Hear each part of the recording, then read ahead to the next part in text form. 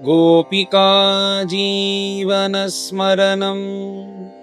गोविन्द गोविन्द। सद्गुरु विठ्ठल दास महाराज की జై. మథురలో నివసించే వసుదేవులు తన యొక్క గురువైన గర్గాచార్యుల్ని నందగోకులానికి పంపించారంట. అది ఒక కారణంగానే పంపించారు. ఎందుకంటే కృష్ణుడిని చూసేసి కృష్ణునికి ఆశీర్వాదం చేసేదానికి పంపించారు వసుదేవులు. ఇలా గర్గాచార్యులు కూడా బయలుదేరి నందగోకులానికి వచ్చిన వెంటనే నందగోపులకి చాలా సంతోషం. ఎందుకంటే పిలవకుండానే ఇంటికి మహాత్ములు వచ్చినారంటే భగవంతుడు వచ్చినట్లు చాలా సంతోషమని గర్గాచార్యులకి అర్ఘ్యపాద్య ఆచమనీయం మొదలైన ఆ ఉపచారములన్నీ చేసి గర్గాచార్యుల దగ్గర పైన నందగోపులు మాట్లాడేదానికి ప్రారంభించారు.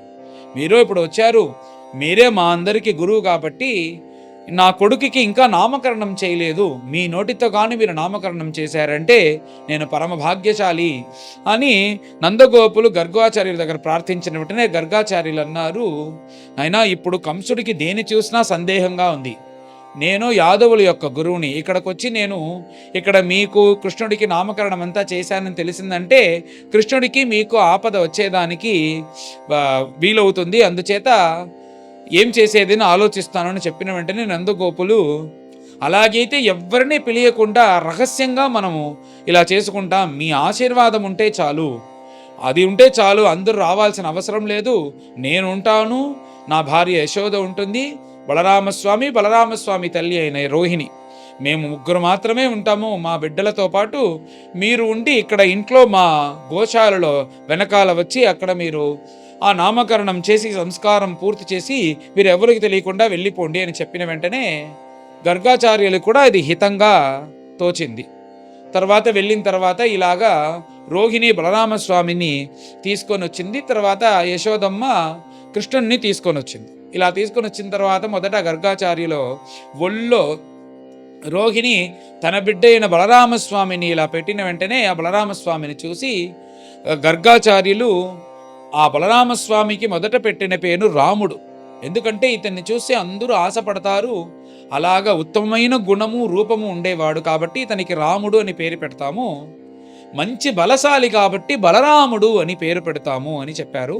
తర్వాత ఇంకొక పేరు సంకర్షణుడు అని పేరు. ఎందుకంటే వెనకాల యాదవ కులంలో ఒక పెద్ద కష్టం వచ్చేటప్పుడు ఈ శిశువు అందరినీ కాపాడుతాడు, అందుచేత ఇతనికి సంకర్షణుడు అని పేరు పెడతామని గర్గాచార్యులు అన్నారు. ఇంకొక కారణం ఏమిటంటే దేవకి అమ్మ గర్భం నుంచి రోహిణి అమ్మకు గర్భంకు కర్షణమైనందువల్ల ఇతనికి సంకర్షణుడు అని గూఢమైన అర్థం. ఇలాగా రెండు పేర్లు పెట్టి వెనకాల బలరామస్వామికి హలధరుడు అని పేరు వచ్చింది. ఎందుకంటే ఆ హలమును చేతిలో పెట్టుకున్నందువల్ల అతనికి హలధరుడు అని పేరు. ఇలాగ బలరామస్వామికి నామకరణం చేసి రోహిణి దగ్గర ఇచ్చిన తర్వాత ఆ కృష్ణుని తీసి ఒళ్ళుకో పెట్టుకొని ఆ కృష్ణుని చూసి గర్గాచార్యులు నవ్వుతున్నారంట. నందగోపులకి ఆశ్చర్యంగా ఉంది, ఎందుకు నవ్వుతున్నారని అడిగిన వెంటనే ఇతనికి ఏం పేరు పెట్టాలో నాకు తెలియలేదు, ఇతన్ని చూస్తే సాధారణ శిశులాగా నాకు తెలియలేదు, ఇతనికి పేరు పెట్టాలి అంటే దండిగా పేర్లున్నాయి అని గూఢంగా అంటున్నారంట. ఏమిటి అర్థం అంటే సహస్రశీర్ష పురుష సహస్రాక్ష సహస్రపాత్ అంటూ ఆ శిశువుకి 1000 సంఖ్యలో ఇలాగ పేరున్నాయి కదా, విష్ణు సహస్రనామం అంతా పేరే కదా, భగవంతుని యొక్క పేరు కదా. ఇలాగ ఏ పేరు పెట్టాలని తెలియకుండా ఇలా నవ్వుతూ, కానీ పైన గర్గాచార్యులు అన్నారు శుక్లో రక్తస్తథా పీత అంటూ ముందు బాగా తెల్ల రంగులో వచ్చినందువల్ల అలాగ వచ్చి పుట్టాడు. తర్వాత వచ్చి రక్తం ఉండే రంగులో ఇంకొకసారి పుట్టారు. తర్వాత పసుపు రంగులో పుట్టాడు. ఇప్పుడు వచ్చి ఇలా నల్లగా పుట్టినందువల్ల ఇతనికి కృష్ణుడు అని పేరు పెట్టేస్తాము. కృష్ణ అంటే ఏమిటంటే నల్ల రంగుకి కృష్ణ అని పేరు, ఆ వర్ణానికి, అందుచేత ఆ వర్ణమే పేరుగా పెట్టేస్తాము అంటూ కృష్ణ అని పేరు పెట్టారు గర్గాచార్యులు. కృష్ణునికి పేరే అలా కృష్ణ అంటూ ఆ రంగు పేరే పెట్టారంట. ఇప్పుడు మనకు చూసినామంటే కృష్ణ అంటే కృష్ణుడే గుర్తొస్తాడు, కానీ నల్లపు రంగు కృష్ణవర్ణం అని పేరు. అలాగ గర్గాచార్య కృష్ణుడికి పేరు పెట్టారు. తర్వాత చెప్పేటప్పుడు నారాయణ సమోగుణై అంటూ ఈ కొడుకు వల్ల మీకు అన్ని క్షేమములు దక్కుతాయి, మీ కుటుంబంలో ఉండే కష్టాలన్నీ పోతాయి. ఇతడు సాధారణ శిశువు కాదు, నారాయణుడంత గొప్పతనం ఇతనికి కూడా ఉంది అని ఇలా చెప్పిన వెంటనే నందగోపులు అనుకున్నారు, మంచి బిడ్డ కాబట్టి ఇలా దైవంతో సమానంగా పోలుస్తున్నారు అని అనుకొని గర్గాచార్యుడికి నమస్కరించి తర్వాత ఆయనకి అతిథి సంస్కారం అంతా చేసి గర్గాచార్యుల్ని పంపించారు. దీని తర్వాత ఇక్కడ ఏమైందంటే ఇప్పుడు కృష్ణుడు కొంచెం కొంచెంగా నేల మీద పాకడం ప్రారంభించారంట కృష్ణుడు. ఇలా పాకుతూ వచ్చేది, కృష్ణుడు ఇలా వెళ్ళేదాన్ని ఆశ్చర్యంగా అందరూ వర్ణించారు. కృష్ణుడు ఇలా పాకుతూ నేల మీద పాకుతూ వెళ్ళేది చరిత్రాన్నంతా నారాయణ తీర్థ సరంగంలో నారాయణ తీర్థులు వర్ణించేటప్పుడు ఆ లడ్డు కృష్ణుడు అంటాం కదా, ఒక చేతులు భూమిలో ఉంటుంది, ఇంకొక మోకాళ్ళు భూమిలో ఉంటుంది, ఇంకొక చేతిలో నవనీతుడు పెట్టుకొని ఇలా మనల్ని చూసేలాగా ఉంటుంది నవ్వుతూ, ఇంకొక కాలు కూడా భూమిలో కాకుండా ఇలా పాదాలు భూమిలో ఉండేలాగా ఒక అవసరం ఇలాగ నవనీత కృష్ణుడిగా లడ్డు కృష్ణుడిగా ఉంటారు కదా, ఆ రూపాన్ని నారాయణ తీర్థ సరంగంలో ఆయన వర్ణించి ఇలాంటి కృష్ణుడు మనల్ని కాపాడాలి అంటూ ఇలా కృష్ణుడు పాకుతూ వెళ్ళు వచ్చే ఆ చరిత్రాన్నంతా బ్రహ్మనిష్ఠులు వర్ణించారు. ఇలాగా ఆ నందగోకంలో ఇటుపక్క సంచారం చేస్తూ ఆ గోపికలకు అందరికీ పరమానందాన్ని ఇచ్చారంట. ఇలా వెళ్తూ ఉండేటప్పుడు అక్కడ దూడల యొక్క తోకను పట్టుకొని వెళ్ళటం, తర్వాత ఎవరైనా వస్తే వాళ్ళతో మాట్లాడటం, వారు ఏదైనా చెప్తే అది చేయటం, ఇలాగ చేసుకుంటూ గోపికలందరికీ పరమానందం ఇచ్చారంట ఆ ప్రభువులు. అంతేకాకుండా ఇలాగ ఇంట్లో ఇలా చుడుతూ వచ్చేటప్పుడు యశోదమ్మ వచ్చి కృష్ణుడి దగ్గర మాట్లాడుతుందా, కృష్ణుడు చిన్నప్పుడే బాగా మాట్లాడేదానికి ప్రారంభించాడంట. యశోదమ్మ ఏమనిందంటే, చూసావా మన పక్కింట్లో ఉండే శ్రీధామ స్తోక కృష్ణుడు అందుడు నడిచేదానికి ప్రారంభించేశారు, నువ్వు ఇంకా ఇలా పాకుతూనే ఉన్నావు నేలలో, ఎప్పుడు నడిచేదానికి ప్రారంభిస్తావు అని చెప్పిన వెంటనే కృష్ణుడు, అవును వాళ్ళమ్మకి దండిగా సమయం ఉంది, అందుచేత తన కొడుకుకి ఎలా నడిపించాలని తెలుసు, నీకు ఎప్పుడు చూసినా వంటింట్లోనే కూర్చొని ఉన్నావు, నా దగ్గర సమయం గడిపేదానికి నీకు సమయం లేదు అని చెప్పిన వెంటనే యశోదకు ఇంత సామర్థ్యంగా మాట్లాడుతున్నాడే అంటూ సంతోషపడిందంట యశోద. దాని తర్వాత సరే రా నీకు నడిచేదానికి నేర్పిస్తాను అంటూ ఆ కృష్ణుని యొక్క చేతులు పట్టుకొని ఇలా ఎలా నడవాలి అని నేర్పించిందంట యశోదమ్మ. ఎవరికి నేర్పించింది బ్రహ్మనిష్ఠులు అనేటప్పుడు ఈ ప్రపంచమంతటా ఎవరి యొక్క భయంతో జరుగుతుందో, ఎవరు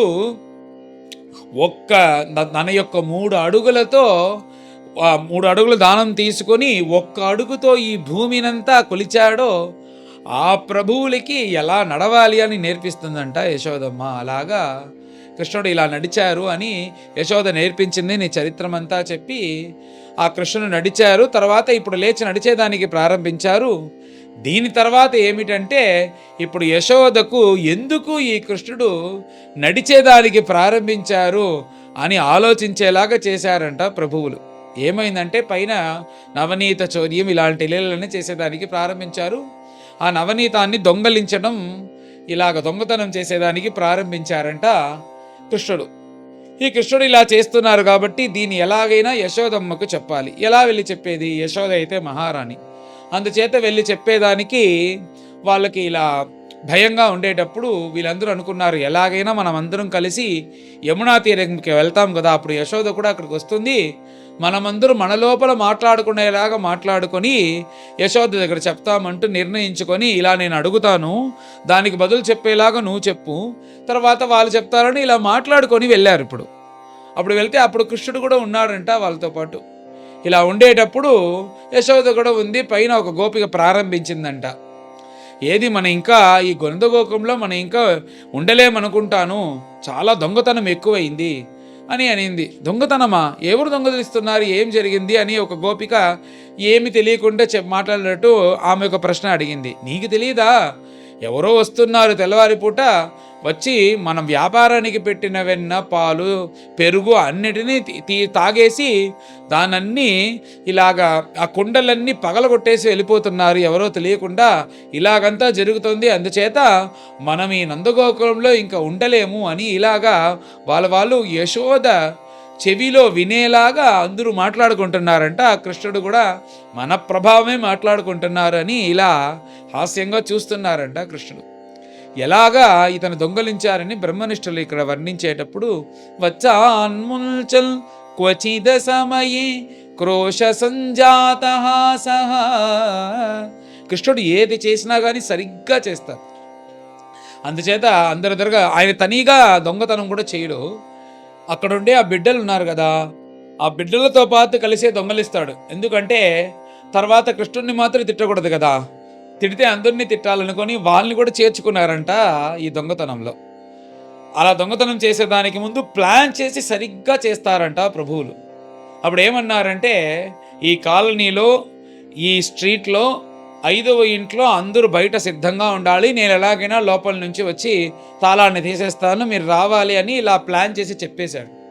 అలా కృష్ణుడు ఏం చేస్తాడంటే తెల్లవారి ఒక 3-3:30కి లేచి ఎవ్వరికి తెలియకుండా వచ్చి ఆ ఇంట్లో ఇంటికి వెనకాల గోశాల ఉంటుంది, ఆ గోశాల దగ్గరకు వచ్చి సిద్ధంగా ఉంటారంట ప్రభువులు. ఏం చేస్తారంటే వచ్చిన తర్వాత పైన ఆ ఆవు నుంచి పాలు పిండాలి. ఆ పాలు పిండి మార్కెట్కి వెళ్ళి వ్యాపారం చేస్తే డబ్బులు. అందుకోసం వ్యాపారం కోసం ఆ ఆవుల్ని పాలు పిండేదానికి సిద్ధంగా ఉంచింది ఆ గోపిక. అది ఆవులు దూడలు కలిసి ఉన్నాయంటే ఆ దూడం అంతా పాలు తాగేస్తుంది కాబట్టి దానికి ఒక కాంపౌండ్ లాగా చేసి ఒక పక్కనంతా ఆవులు ఇంకో పక్కంతా దూడల్లాగా ఇలా అన్ని తయారు చేసి పెట్టింది. కొంతసేపు తర్వాత వచ్చి పాలు పిండి దాన్ని తీసుకెళ్ళి మార్కెట్లో వ్యాపారం చేయాలి అని. ఇలా భగవంతుడు వచ్చారు. ఏం చేశారంటే ఆ కాంపౌండ్ లాగా ఒకటి ఉంది కదా ఆవులకి దూడలకి మధ్యలో, దాన్ని తెరిచేశాడు. తెరిచిన తర్వాత ఏమిటంటే ఆ దూడలంతా ఆశగా, ఆకలితో కూడా ఉంది కదా, ఆశగా నేరుగా వెళ్ళి అంత ఆవుల్లో తన తల్లి ఆవు ఏదని కనిపెట్టేదానికి ఆ దూడలకి తెలుసు.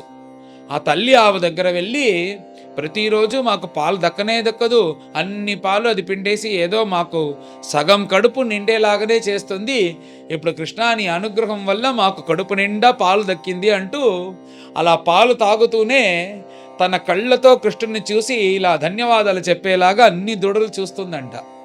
ఇలా దూడలంతా బాగా తాగుతూ ఉండేటప్పుడు నేరుగా బయటకు వెళ్ళి వెనకాలండే ఆ తలుపుని తట్టి ఇలా ఆమె పేరు పెట్టి పిలుస్తున్నాడంట కృష్ణుడు. బయటకు వచ్చిన తర్వాత, ఇలాగ మీరు బాధ్యత లేకుండా నిద్రపోతున్నారే, వ్యాపారానికి పాలు పిండాలి, పాలు పెట్టుకొని ఇలా అలక్ష్యంగా ఉంటే ఎలాగా, చూడండి ఇక్కడ చూడండి మీ దూడలంతా పాలని తాగేస్తుంది అని చెప్పిన వెంటనే ఆ గోపిక, ఇంతసేపు 1 గంట ముందు కూడా వచ్చి చూస్తున్నాను ఏమి జరగలేదు, ఇలా నువ్వు చేస్తున్నావా అంటూ కోపంతో కృష్ణుడి దగ్గరకు వచ్చిందంట ఆ గోపిక. వెంటనే కృష్ణుడు ఏమన్నారంటే, నన్ను ఏమైనా చేసుకోవచ్చు, వెళ్ళండి, మొదట దాన్నంతా దూడలంతా ఒక పక్క రండి, లేకపోతే కొంచెం పాలు కూడా ఉండదు, అన్నీ తాగేస్తుంది అని. వెంటనే ఆ గోపిక నేరుగా ఆవు దగ్గర వెళ్ళి ఒక దూడ యొక్క చెవులను బట్టి లాగుతుంది, తోకను బట్టి లాగుతుంది, ఒక కాలు బట్టి లాగుతుంది. ఇలాగ ఇక్కడ గోపిక ఉండేటప్పుడు నేరుగా భగవంతుడు లోపలికి వచ్చి ఎవ్వరికీ తెలియకుండా ఆ బిడ్డలందరూ బయట నిలబడుకున్నారు కదా, లోపలికి వచ్చి లోపల వేసిన తాళాలని ఇలా తెరిచేసినారు.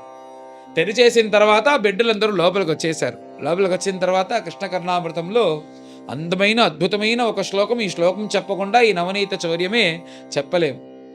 ఏమిటంటే భగవంతుడు ఏం చేశాడంటే, పైన కృష్ణుడు వస్తాడు దొంగలిస్తాడని తెలుసుకొని బాగా పైన ఒక కుండలో వెన్న పాలు తైరివంతా దారంలో కట్టి పైన పెట్టిందంట ఆ గోపిక. మనం సాధారణంగా వెళ్తే దాన్ని తీసుకోలేము, బాగా పైన కట్టింది అది. దాన్ని చూశారు కృష్ణుడు. వెంటనే అక్కడ ఒక ఉపాయాన్ని ఆలోచించి అక్కడ ఒక రోలు ఉంది, ఆ రోలు తీసుకొచ్చి పెట్టి ఎక్కి చూశారు.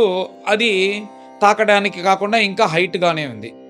తర్వాత అక్కడ ఇంకొక చిన్న స్టూల్ ఉంది, దాన్ని తీసుకొచ్చి దానికి పైన నిలబడి చూశాడు. అప్పుడు కూడా అది అందటం లేదు. తర్వాత ఆ బిడ్డల్లో బాగా పుష్టిగా ఉండే ఒక అబ్బాయిని పిలిచి అతన్ని నిలబెట్టి తర్వాత దానిపైన నిలబడుకొని ఇలా తాకితేనే అది చేతికి అందేలాగా ఉందంట. అలా పైన నిలబడుకొని కృష్ణుడు పైన ఆ వెన్నపాలు తైరు దొంగలించి తినేదానికి ప్రారంభించారు. పీఠే పీఠ నిశల్ల బాలక గలే తిష్టంచ గోపాలక యంత్రాంతస్థిత దుగ్ధ భాండమవభిత్య ఆచ్ఛాద్య ఘంటారవం. ఆ గోపిక చాలా సామర్థ్యశాలి అంట. ఏమిటంటే ఇలా ఎవరైనా వచ్చి ఆ కుండను తాకితే అలాన్ సిస్టంలో పక్కన గంట మోగుతుందంట. అలాగా పెట్టిందంట. వెంటనే భగవంతుడు చూశాడు. భగవంతుడు కూడా, కృష్ణుడు కూడా అతనికి ఎప్పుడు వస్త్రం లేకుండా ఉండేదే సౌకర్యం. కానీ యశోద ఇలా పట్టు కట్టి పంపింది కాబట్టి ఆ పట్టుని ఇలా తన యొక్క మెడలో వేసుకొని సంచారం చేస్తున్నారు. ఇప్పుడు అది ఎక్కడైనా పెట్టాలి, ఈ గంట కూడా మోగకూడదు అనే ఉపాయం ఆలోచించి ఆ పట్టుని బాగా 5-6 మడత పెట్టి దాన్ని ఏం చేసినారంటే, ఆ గంటలో ఉంది కదా, అది కొట్టేదానికి చిన్న ఒక మణిలాగా ఉంటుంది కదా, దాంట్లో ఈ వస్త్రాన్ని కట్టేశారు. కట్టిన తర్వాత నువ్వు ఎంత కొట్టినా కానీ శబ్దం రాదు, నువ్వు లాగా కొడుతూ ఉండు, గంట మోగుతూ ఉండు అని చెప్పేసి తర్వాత దాంట్లో ఉండే వెన్న, పాలు, తైరు ఇదన్నీ తినేదానికి ప్రారంభించారు కృష్ణుడు. ఇలా తింటూ ఉండేటప్పుడు కృష్ణ మాకు మాకు అంటే ఉండండి రా, అవసరపడకండి అంటూ ఆ కుండను ఇలా తన యొక్క వేలుతో కొట్టారంట. వేలుతో కొడితే ఒక రూపాయి సైజులో ఒక చిన్న సర్కిల్ లాగా దొంకబడింది. దాని ద్వారా వెన్నపాలు తైరంతా కింద వచ్చేటప్పుడు దాన్నంతా ఆ బిడ్డలందరూ తింటూ సంతోషపడ్డారు. ఇప్పుడు అందరికీ దక్కింది. తను ఇంకొక బాగా పుష్టిగా ఉండే ఒక అబ్బాయి, అతని యొక్క భుజం పైన నిలబడుకున్నాడు కదా భగవంతుడు, అతనికి ఏమీ దక్కలేదు. వెంటనే అతడు ఇలా కృష్ణ కృష్ణ కృష్ణ అంటూ కృష్ణుడు యొక్క కాలును ఇలా గోకాడు. గోకిన తర్వాత కృష్ణుడు అక్కడి నుంచి పైనుంచి ఒక వెన్న తన చేతిలో ఉండే ఎంత తీసుకోగలుగుతామో అంత వెన్న తీసి వాడి యొక్క నోట్లో పెట్టి ఇది నువ్వు తింటూ ఉండు అని చెప్పిన వెంటనే అతను సంతోషపడ్డాడు. ఇలాగా అందరూ ఇలా వెన్న, పాలు, పెరుగు ఇవన్నీ తింటూ ఉండేటప్పుడు ఎలాగో అలాగా అక్కడ ఉండే ఆ దూడలు, ఆ ఆవులన్నీ సరి చేసేసి లోపలికి వచ్చి చూస్తే ఇల్లే క్షీరాబ్దిలాగా ఉంది. క్షీరాబ్దిలాగా ఉంటే నేరుగా భగవంతుని దగ్గరకు వచ్చి ఏం చేస్తున్నావు ఇక్కడ అని అడిగిన వెంటనే కృష్ణుడు అమాయకంగా నువ్వు పెట్టుకొని ఏడ్చేదానికి ప్రారంభించాడు. అది ఏమి లేదు, మా ఇంట్లో ఒక తెల్ల దూడ కనిపించడం లేదు, అది నువ్వు కనిపెట్టి తీసుకొస్తేనే మా అమ్మ నాకు వెన్న, పాలు, పెరుగు తర్వాత భక్షణం ఇవన్నీ ఇస్తానని చెప్పింది. అది అక్కడక్కడ వెతుక్కుంటూ వచ్చాను. ఇప్పుడు మీ యొక్క ఇంట్లో ఇక్కడ ఈ వెన్న పాలు తేరి పెట్టే కుండలో ఉందా అని చూసేదానికి వచ్చాను అంటూ ఇలాగా హాస్యంగా చెప్పిన వెంటనే ఇంకా కూడా గోపికెక్కి కోపం వచ్చింది. కోపం వచ్చిన తర్వాత భగవంతుడు ఏం చేస్తున్నాడంటే అన్నిటికీ ఒక బ్యాకప్ ప్లాన్. అందుచేత భగవంతుడు నోట్లో ఒక మిక్సింగ్ పెట్టుకున్నాడంట, వెన్న, పాలు, పెరుగు ఇవన్నీ. ఏం చేశాడంటే గండూష భూత్కారకృత్ అలాగా థూ అని చెప్పి ఆ గోపికల కంట్లో ఉమ్మేసి అక్కడి నుంచి రండ్రా ఇంకో ఇంటికి వెళ్తామని చెప్పి ఇలా బయలుదేరి వెళ్ళారు అని ఇలాగ ఎన్నో లీలలు నవనీతంలో కల్పితై స్తే యోగై అంటూ ఇలా కాకుండా ఒక్కొక్క రోజు ఒక్కొక్క విధంగా దొంగలిస్తారంట. అలాగ దొంగలించేటప్పుడు అక్కడ కిటికీ ద్వారా ఒక కోతి చెయ్యి చాపుతుందంట, నాకు కూడా వెన్న కావాలని. మర్కాన్ భోక్ష్యన్ దానిస్తారంట. విభజతి సచే నాత్తి భాండం భినత్తి. అంతేకాకుండా ఇంకో కొంతమంటికి వెళ్ళినామంటే వెన్న, పాలు, పెరుగు ఇవన్నీ బాగుంటుంది, కానీ అది తినేటప్పుడు దాంట్లో నుంచి ఒక దుర్వాసన వస్తుందంట, ఒక కంపు కొడుతుందంట. ఎందుకంటే అది చాలా రోజులుగా ఉండేది, మా పెద్దలందరూ ఉపయోగించింది అని చెప్పి దాన్ని కడగకుండానే పెట్టుంటుందంట ఆ గోపిక. అందుచేత కోపంతో దాన్ని ఎత్తి కింద పడేసి పగల కొడతాడంట కృష్ణుడు. ఇలా పగిలితేనే కదా కొత్తది కొంటుంది, కొత్తది కొంటే అప్పుడు బాగుంటుంది అని చెప్పి ఇలా దానన్నీ పగల కొట్టేసి వెళ్ళిపోతాడు అని చెప్పి ఇలాగంతా చెప్పి ఒక్కొక్క విధంగా ఒక్కొక్కరి ఇంట్లో ఇలా దొంగలిస్తారు, వెన్న, పాలు, పెరుగు ఇవన్నీ నవనీత చౌర్యం చేస్తారు అని చెప్పుకుంటూ వచ్చేటప్పుడు ఇంకా చివరిగా ఇంకొకరి ఇంటికి వెళ్ళేటప్పుడు ఏమిటంటే అక్కడ బాగా చీకట్లో వెన్న, పాలు, పెరుగు దొంగలించేదానికి వచ్చారు. ఏమిటంటే కృష్ణుడి యొక్క రంగు, అతను వేసుకుంటే నగలన్నీ అన్నీ ఏం చేస్తుందంటే అదే ఒక ప్రకాశంలాగా ఉంటుందంట, ఇంకొక లైటే అవసరం లేదు, దానితోనే భగవంతుడు అన్ని కార్యములు చేస్తాడంట. అలాగా అన్ని నగలు ఇవన్నీ ఉంచుకొని ఇలా ఉండేటప్పుడు ఒక గోపిక వచ్చి ఎవర్రా అక్కడ అని అడిగిన వెంటనే కర్ణామృతాచార్యులు ఒక శ్లోకం కస్త్వం బాలహ అంటే ఆయన వచ్చి కృష్ణుడు అని ఇక్కడ చెప్పాలి. ఆయన చెప్పేటప్పుడు బలరాముని తమ్ముడు అంటారంట. ఆ బలరాముడు మాత్రం బాగా చెవిలో వినిపేలాగా చెప్పి తమ్ముడు అని అంటారంట. ఎందుకంటే బలరాముడు అంటే బలరామస్వామి దగ్గర వెళ్ళి అడిగితే బలరామస్వామి కోపం వచ్చి ఏమైనా చేస్తారు కదా, వెళ్ళి బలరామస్వామిని అడగని అని ఇలాగంతా చేస్తారు. తర్వాత ఇంకొకరి ఇంటికి వెళ్తే అక్కడ ఏమీ వెన్న, పాలు, పెరుగు ఏమీ లేదు. అంతేకాకుండా చాలా రోజులు ఇక్కడ చుట్టినాం కాబట్టి ఆ బిడ్డలందరూ అంటున్నారు, కృష్ణ ఈరోజు చాలు, కడుపు బాగలేదు, వెంటనే యమున కరకి పోవాలి, అక్కడ పోయి దింపేయాలి, లేకపోతే చాలా కష్టం అంటూ ఇలా బిడ్డలందరూ అడిగిన వెంటనే భగవంతునికి కోపం. ఇలా నేను వచ్చాను భగవంతుణ్ణి, భాగవతులందరూ వచ్చారు, మాకు వెన్నపాలు పెరుగు ఇవంతా పెట్టకుండా నువ్వే అన్ని తింటావా అంటూ ఎవ్వరికి తెలియకుండా పెట్టినందువల్ల మిమ్మల్ని అందుకేరా ఇక్కడికి తీసుకొచ్చాను అని చెప్పి అక్కడ ఇంట్లో హాలు తర్వాత అన్ని చోట్ల రూమ్లో అన్నిట్లోనూ కూర్చోండి, బాగా ఎంత చక్కగా శుభ్రంగా పెట్టింది చూడండి ఇంట్లో, అందుచేత ఇక్కడే కూర్చునేయండి, ఇక్కడ కూర్చొని కడుక్కొని వెళ్ళిపోతాము అని కృష్ణుడు అక్కడ అందరినీ ఇలాగ బాత్రూమ్ వెళ్ళేలాగా చేశారంట ప్రభువులు. తర్వాత ఏమైందంటే 1 నెల పట్టిందంట ఇల్లుగా అయ్యేదానికి, ఎక్కడికి వెళ్ళినా కంపు కొడుతూ ఇలాగ మాకందరికి భోజనం పెట్టలేదు కాబట్టి నీకు ఇదే గతిని ఇలాగంతా చేస్తూ భగవంతుడు ఇన్ని లీలలు చేశారు అని నవనీతాది చౌర్య లీలలు వీటన్నిటినీ యశోద దగ్గర చెప్పేదానికి ఇలాగా సైగగా ఇలాగ చేస్తాడు, అలా చేసినారు అంటూ ఇలాగ గోపికలందరూ యశోద దగ్గర చెప్పారు.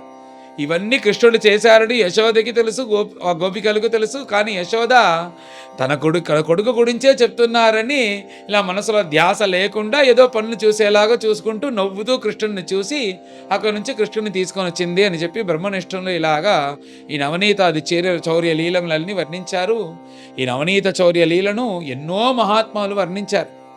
అలా మహాత్ములు ఎందుకు భగవంతుడు వెన్న పాలు పెరుగు తైరు ఇవన్నీ దొంగలించారని ఎందుకు వర్ణించారంటే ఈ నవనీత చౌర్య లీలకి ఒక ఫలశ్రుతి.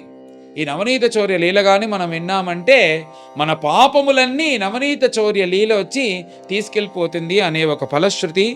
అలాగా ఈ నవనీత చౌర్య లీల అందరూ వినాలి శ్రద్ధగా అంటూ బ్రహ్మనిష్ఠులు వర్ణించి ఇలా భగవంతుడు నవనీత చౌర్య లీల చేశారు అని వర్ణించి తర్వాత ఈ అధ్యాయంలో ఇంకొక లీల కూడా ఉంది. భగవంతుడు ఇలా మృద్భక్షణం ఆ మన్ను తిన్న ఆ చరిత్రను ప్రారంభించారు. ఒకరోజు ఏమైందంటే ఆ కృష్ణుడికి ఆ బిడ్డలందరికీ జగడం వచ్చేసింది. వాళ్ళు తనిగా వెళ్ళిపోయినారు. కృష్ణుడు నేను తనిగా ఆడుకుంటేటప్పుడు అక్కడ చిన్న నైస్గా మట్టి ఉంది.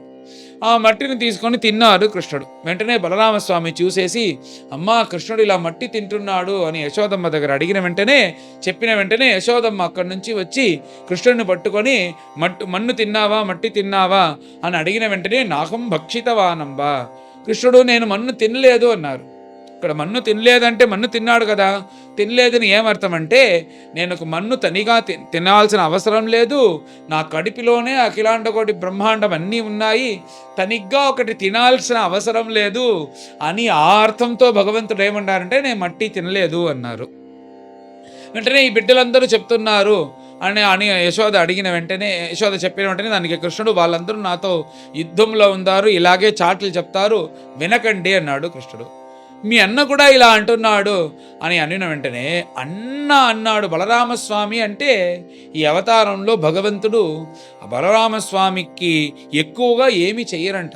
ఎందుకంటే పోయిన అవతారంలో లక్ష్మణస్వామి కాబట్టి అన్ని కైంకర్యములు చేసిన అదే లక్ష్మణుడే కదా ఇప్పుడు బలరామస్వామిగా అన్నగా పుట్టినారు. అందుచేత దానికి రుణం తీర్చేలాగా ఈ అవతారంలో బలరామస్వామి చెప్తే దానికి ఎదురు చెప్పరంట కృష్ణుడు. నేను బలరామస్వామి కూడా చెప్తే నేనేం చెప్పేది, నీకు కాకుంటే సందేహంగా ఉంటే నా నోటి తెరిచి చూసుకో అని అన్న వెంటనే యశోదమ్మ ఏం చేసింది అంటే కృష్ణుడి యొక్క పెదవి కింద పెదవిని చిన్న పదవికి పైన ఉండే ఆ పదవిని రెండు ఇలా తెరిచి చూస్తే ఏమి ఆశ్చర్యం అంటే సాద్రిద్వీపాబ్ది భూగోళం సవాయు అగ్నిందు తారకం అంటూ ఆ నోటి లోపల నక్షత్రములు, ఆకాశం, వాయు, తర్వాత అగ్ని, జలం, భూమి, పంచభూతములు, నక్షత్రములు, తర్వాత గ్రహములు, ఉపగ్రహములు, చంద్రులు ఇవన్నీ కల్పించిందంట. దాంట్లో ఒక సూర్య కుటుంబం, ఆ దాంట్లో నవగ్రహము, దాంట్లో ఒక భూమి, ఆ భూమిలో ఒక జంబూద్వీపం, ఆ జంబూద్వీపంలో ఒక భారతదేశం, ఆ భారతదేశంలో ఒక నందగోకులం, ఆ నందగోకులంలో ఒక యశోద, ఆ యశోద నోరు తెరిచి చూస్తే దాంట్లోపల భూమి, ఇవన్నీ మళ్ళీ చూసిందంట. ఇలాగా భగవంతుని యొక్క నోటిలో ఒక యశోద, ఆ యశోద నోటి తెరిచి చూసేటప్పుడు ఇంకా కూడా లోపల ఈ లోకమంతా చూసి ఆశ్చర్యపడిందంట. ఇలాగ తన కొడుకు యొక్క నోటిలో అఖిలాండ కోటి బ్రహ్మాండములు ఉన్నాయా, తన కొడుకు సాధారణ శిశువు కాదు, తన కొడుకు వైకుంఠవాసి అని ఇలాగ మూసేసి, ఆ వైకుంఠవాసిని పోయి మనము ఇలా కొట్టడం, తిట్టడం, లాలన చేయటం ఇవన్నీ చేయొచ్చా? అతను భగవంతుడు కాబట్టి అతనికి స్తోత్రమే చెయ్యాలి అంటూ శరణాగతి చేసేదానికి వచ్చిందంట యశోదమ్మ. పైన భగవంతుడు అందరి ప్రపంచ సృష్టి నుంచి అందరూ వచ్చి ఇలా స్తోత్రం చేసి మనల్ని పొగుడుతున్నారు, వాళ్ళకి అనుగ్రహం చేస్తూ వెళ్తున్నాము. ఇప్పుడు భగవంతుడు మాతృవాత్సల్యం కావాలనే కదా కృష్ణుడిగా పుట్టాడు. ఇప్పుడు యశోదమ్మ కూడా ఇలాగ మారిందంటే మళ్ళీ వచ్చి మనల్ని మనల్ని లాలిస్తారు, మనకి ఎవరు ఆకలిస్తే భోజనం పెడతారు, మనల్ని ఎవరిని అలంకారం చేస్తారు, మనం తప్పు చేస్తే మనల్ని వచ్చి ఎవరు ఇలా తిడతారు అంటూ ఇవన్నీ కావాలి అనే కదా భగవంతుడు పుట్టాడు. అందుచేత తన యొక్క మాయను పిలిచి దీన్ని చూసినట్టుగా ఉండాలి కానీ మర్చిపోవాలి, ఏదో ఒకటి చూసినాము కానీ అది ఏమిటని తెలియకుండా చెయ్యి అని చెప్పి మాయ దగ్గర చెప్పిన వెంటనే అలాగా మాయ కూడా చేసింది. కానీ యశోదమ్మకు ఏదో చూసినట్టుంది కానీ ఏమి చూసినామని గుర్తు లేకుండా ఆ కృష్ణుని మళ్ళీ లాలించి పాలిచ్చి కృష్ణుని నిద్రపించింది అని చెప్పి ఈ చరిత్రం చెప్పిన వెంటనే పరీక్షిత్ మహారాజుకి పైన మీరు చరిత్ర చెప్పిందంతా చాలు, ఈ నందగోపుడు యశోది ఏం భాగ్యం చేసినారని చెప్పండి, ఈ ప్రపంచంలో ఉండే వాళ్ళందరి దగ్గర వీళ్ళు చెప్తాను అందరి ఇంట్లో కృష్ణుడు పుట్టని అని, వీళ్ళు ఏం భాగ్యం చేసినారో ఇది చెప్పండి అని అడిగిన వెంటనే దానికి బ్రహ్మనిష్ఠుల పైన వీళ్ళెవరో కాదు, అష్టవసువుల ఒకరైన ద్రోణుడు, ఆ ద్రోణుల యొక్క భార్య ధర అని పేరు, వీళ్ళిద్దరూ పరమ విష్ణు భక్తులు. బ్రహ్మదేవుని యొక్క అనుగ్రహం వల్ల బ్రహ్మదేవుడు చెప్పే కార్యములను చేస్తూ ఉండేటప్పుడు బ్రహ్మదేవులు మీకేం కావాలి అని అడిగినప్పుడు మాకు విష్ణు భక్తి కావాలి, అంతేకాకుండా ఆ మహావిష్ణుని నా కొడుకులాగా చూసుకొని లాలించాలి అని ప్రార్థించిన వెంటనే బ్రహ్మదేవుడు మీరు నందగోకులంలో నందగోపుడిగా తర్వాత యశోదగా పుట్టపోతారు, భగవంతుడు మీ ఇంట్లో వచ్చి మీకు ఆ ఆనందాన్ని ఇస్తారు అంటూ బ్రహ్మదేవులు చెప్పినందువల్ల బ్రహ్మదేవుని యొక్క వాక్కు, తన నిజభృత్యుడైన బ్రహ్మదేవుని యొక్క వాక్కు సత్యం చేసేదానికి భగవంతుడు వచ్చి ఇక్కడ ఈ లీలలన్నీ చేసి ఆ నందగోపులకి యశోదకి ఆనందాన్ని ఇచ్చారు అని బ్రహ్మనిష్ఠులు ఇలా వర్ణించి ఈ అద్భుతమైన 8వ అధ్యాయాన్ని పూర్తి చేశారు. ఈ అధ్యాయంలో భగవంతుని యొక్క నామకరణం, భగవంతునికి తర్వాత భగవంతుడు పాకుకుంటూ వెళ్ళే లీలలన్నీ, తర్వాత భగవంతుడు నడితేజి, తర్వాత భగవంతుడు నవనీత చౌర్య లీల, తర్వాత భగవంతుడు మృద్భక్షణం చేసిన లీల, తర్వాత నందగోపులు యశోద యొక్క భాగ్యం, ఇలాగా అన్ని చరిత్రము కలిపి అద్భుతమైన 8వ అధ్యాయాన్ని బ్రహ్మనిష్ఠులు వర్ణించారు. పైన అందరం కలిసి దీన్ని పారాయణం చేస్తాం. అథాష్టమోऽధ్యాయः శ్రీశుక ఉవాచ గర్గః పురోహితో రాజన్ యదూనాం సుమహాతపాః వ్రజం జగామనందస్య వసుదేవ ప్రచోదితః తం దృష్ట్వా పరమప్రీతః ప్రత్యుత్థాయ కృతాంజలిః ఆనర్చ అధోక్షజధియా ప్రణిపాత పురస్సరం సూపమిష్టం కృతాతిథ్యం గిరాసూనృతయా మునిం నందయిత్వా బ్రవీత్ బ్రహ్మన్ పూర్ణస్య కరవామ కిం మహద్విచలనం నృణాం గృహీణాం దీనచేతసాం నిశ్రేయసాయ భగవన్ కల్పతే నాన్యథా క్వచిత్ జ్యోతిషామయనం సాక్షాత్ యత్తజ్ఞానమతీంద్రియం ప్రణీతం భవతా యేన పుమాన్ వేద పరావరం త్వం హి బ్రహ్మవిదాం శ్రేష్ఠః సంస్కారాన్ కర్తుమర్హసి బాలయోః అనయోః నృణాం జన్మనా బ్రాహ్మణో గురుః.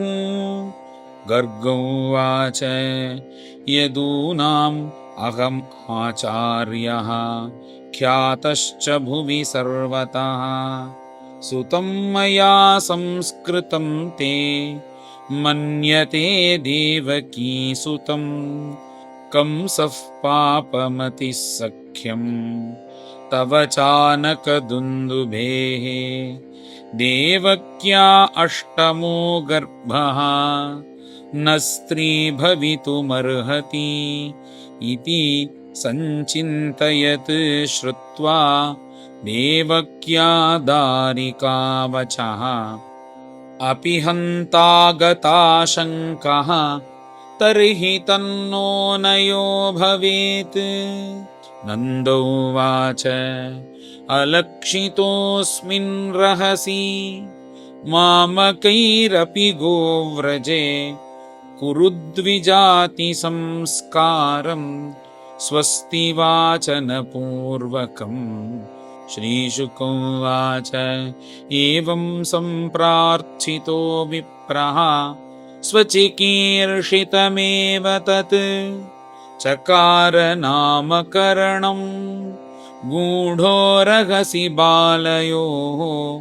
गर्गोवाच अयं हि रोहिणीपुत्रः रमयन् सुहृदो गुणैः आख्यास्यते राम इति बलाधिक्यात् बलं विदुः।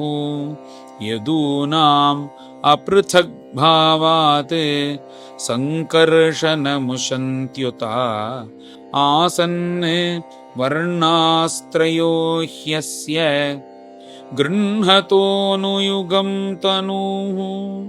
शुक्लो रक्तस्तथा पीतः इदानीं कृष्णतां गतः प्रागयं वसुदेवस्य क्वचिज्जातः तवात्मजः वासुदेव इति श्रीमान् अभिज्ञाः सम्प्रचक्षते।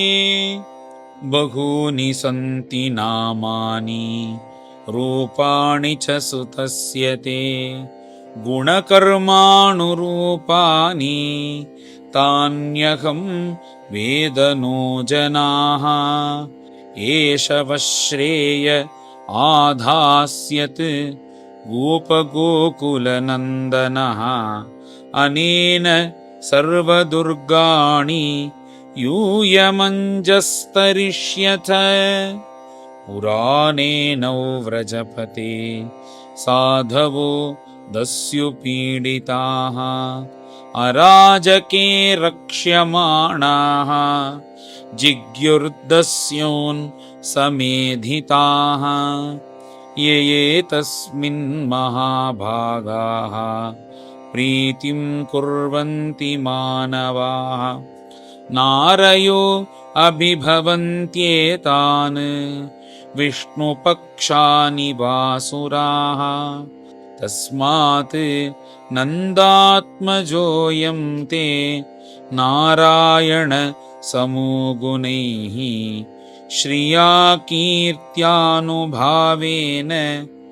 गोपायस्व समाहितः। इत्यात्मानं समादिश्य गर्गे च स्वगृहं गते नन्दः प्रमुदितो मेने आत्मानं पूर्णमाशिषाम्। कालेन व्रजताल्पेन गोकुले रामकेशवौ जानुभ्यां सह पानिभ्यां रिङ्गमाणो विजह्रतुः। तावङ्घ्रियुग्ममनुकृष्य सरीसृपन्तौ घोषप्रघोषरुचिरं व्रजकर्दमेषु। तन्नादहृष्टमनसो अनुसृत्य लोकं मुग्धप्रभीतवत् उपेयतुरन्ति मात्रोः।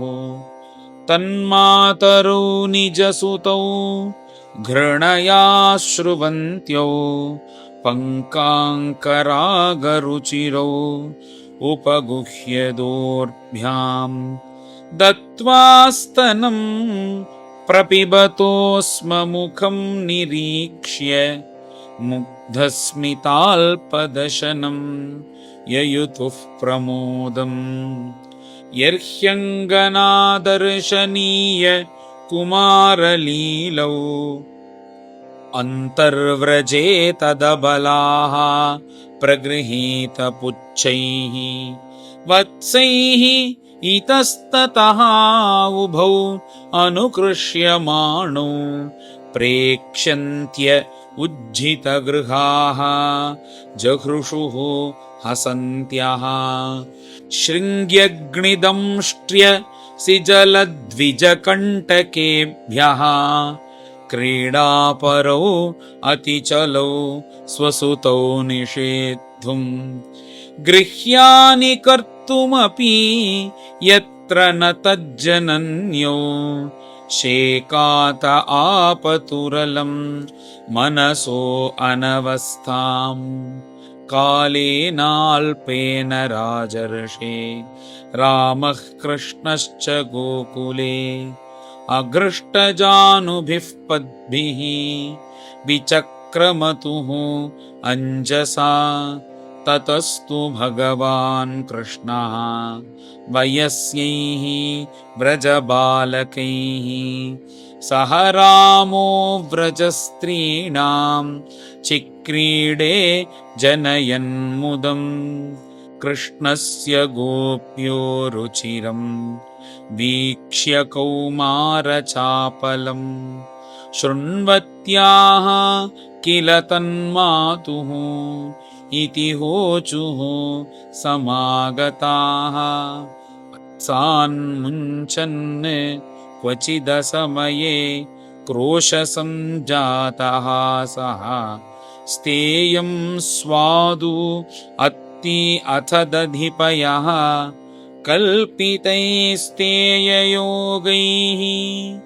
मर्कान् भोक्ष्यन् विभजति सचेत् नात्ति भाण्डं भिनत्ति द्रव्यालाभे सगृहकुपितः यात्युपक्रोश्यतोकान् हस्ताग्राह्ये रचयति विधिं पीठकोलोखलाद्यैः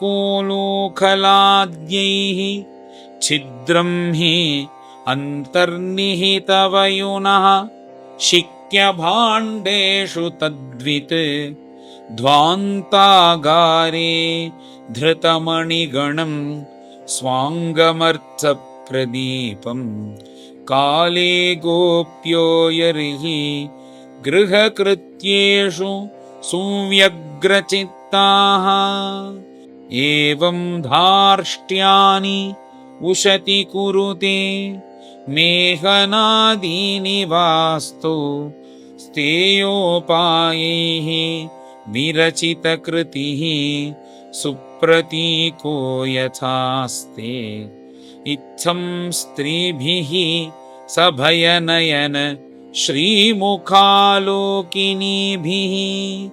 व्याख्यातार्था प्रहसितमुखी न ह्युपालब्धुम् ऐच्छत् एकदा क्रीडमानास्ते रामाद्या गोपदारकाः कृष्णो मृदं भक्षितवान् इति मात्रेऽन्यवेदयन् सा गृहीत्वा करे कृष्णम् उपालभ्य हितैषिणी यशोदा भयसम्भ्रान्त प्रेक्षणाक्षम् अभाषत कस्मात् मृदमदान्तात्मन् भवान् भक्षितवान् रहः वदन्ति तावकाह्येते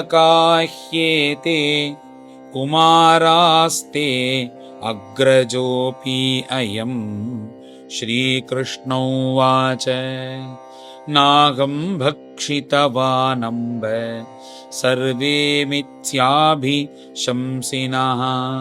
यदि सत्यगिरस्तर्हि समक्षं पश्य मे मुखम् यद्येवं तर्हि या देहि इत्युक्तः स भगवान् हरिः व्यादत्ता व्याहतैश्वर्यः क्रीडामनुजबालकः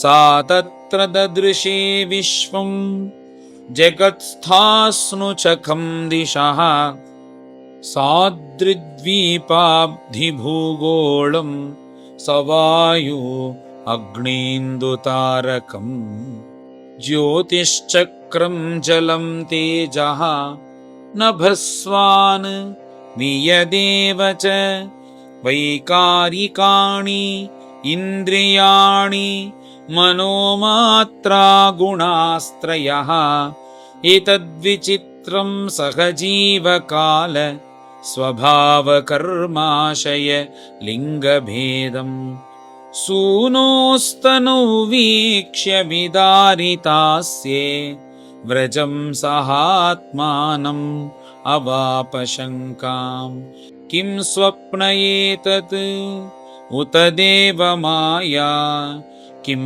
वा मदीयो बत बुद्धिमोहः अथो अमुष्यैव ममार्भकस्य यः कश्चनोत्पत्तिक आत्मयोगः अथो यथावन्न वितर्कगोचरम् चेतो मनः कर्मवचोभिरञ्जसा यदाश्रयं येन यतः प्रतीयते सुदुर्विभाव्यं प्रणतास्मि तत्पदम् अहं ममासौ पतिरेष मे सुतः व्रजेश्वरस्य अखिलवित्तपासति गोप्यश्च गोपाः सह गोधनाश्च ये यन्माययेत्थं कुमतिः समे गतिः इत्थं विदिततत्त्वायां गोपिकायां स ईश्वरः वैष्णवीं व्यतनोन्मायां पुत्रस्नेहमयीं विभुः सद्यो नष्टस्मृतिर्गोपी सारोप्यारोहम् आत्मजम् प्रवृद्धस्नेहकलिल हृदयासीद् यथा पुरा त्रय्या च उपनिषद्भिश्च साङ्ख्ययोगैश्च सात्वतैः उपगीयमानमाहात्म्यम् हरिं सामन्यतात्मजम् राजोवाच नन्दः किमकरोद् ब्रह्मन् श्रेय एवं महोदयम् यशोदा च महाभागा पपौ यस्यास्तनं हरिः पितरो नान्वविन्देतां